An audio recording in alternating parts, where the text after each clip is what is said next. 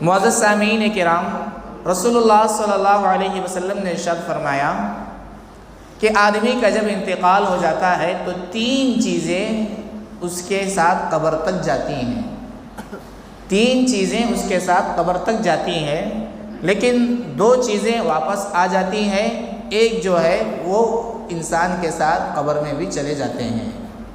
معزز سامعین کرام، جب آدمی کا انتقال ہو جاتا ہے تو اس کے رشتہ دار، اس کے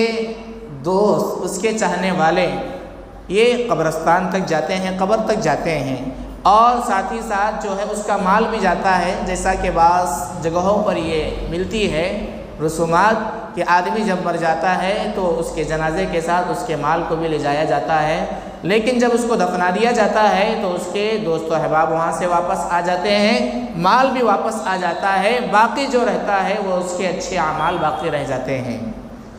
اللہ کے رسول صلی اللہ علیہ وسلم نے ارشاد فرمایا کہ جب میت کو دفنا کر لوگ واپس ہو رہے ہوتے ہیں، اس کے دوست و احباب، اس کے رشتہ دار، اس کے چاہنے والے، تو واپس ہونے کے وقت جو قدم اٹھائے جاتے ہیں اس قدموں کی آواز اور آہٹ کو وہ مردہ، وہ میت قبر میں سنتا ہے، اور اللہ تبارک و تعالیٰ اس وجہ سے سناتے ہیں تاکہ اس کو یہ بتایا جائے کہ اب تیرا دنیا میں کوئی نہیں ہے، یہ کوئی کام آنے والے نہیں ہیں، نہ مال کام آنے والا ہے، نہ دوست و احباب کام آنے والے ہیں، نہ رشتہ دار کام آنے والے ہیں، نہ بیٹا کام آنے والا ہے، نہ باپ کام آنے والا ہے، نہ کوئی اور کام آنے والا ہے۔ یہ تمام کی تمام چیزیں صرف دنیا کی حد تک ہے۔ جب تو قبر میں چلا جاتا ہے، قبر کے گڑھے میں چلا جاتا ہے، تو سب کے سب تیرے اوپر مٹی ڈال کر تجھے تنہا اندھیری کوٹری میں چھوڑ کر واپس چلے جاتے ہیں۔ اللہ کے رسول نے ارشاد فرمایا کہ یہ 2 چیزیں کچھ کام آنے والی نہیں ہیں، ہاں ایک چیز جو ہے قبر میں ساتھ جائے گی، وہ اچھے اعمال ہیں، کہ آدمی زندگی میں جو اعمال کیا ہوگا